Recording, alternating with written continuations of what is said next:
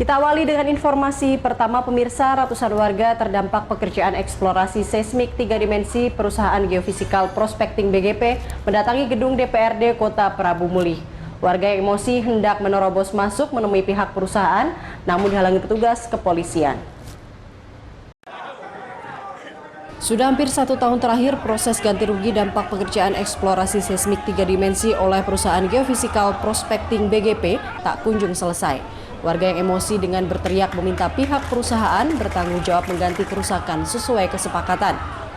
Ningsi, salah satu warga, menyatakan ia bersama ratusan warga dari 4 kecamatan meminta agar pihak perusahaan bertanggung jawab dengan mengganti rugi kerusakan rumah dan kebun dampak pekerjaan seismik. Ini Pak, rumah ini retak kalau Pak, dengan bayar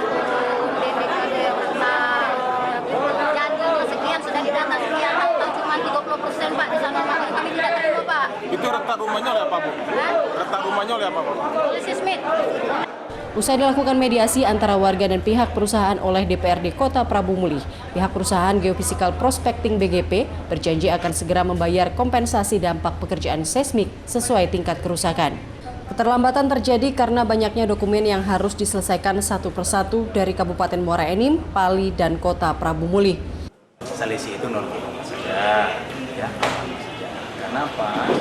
Ada kerusakan yang berbeda, tingkat kerusakan yang berbeda. Kalau kerusakan yang lebih parah, nilainya pun juga akan tinggi. Tetapi kalau kerusakan yang juga sedikit, ya nilainya itu wajar. Saat ini ada sekitar 3.000 rumah warga mengalami kerusakan dampak pekerjaan seismik. Selain rumah, ada juga tanam tumbuh milik warga yang ikut terdampak. Warga berharap pihak perusahaan dapat menepati janji dan jika tidak sesuai kesepakatan, mereka akan melaporkan ke pihak kepolisian. Dari Prabu Mulih, Berry Brima, iNews melaporkan.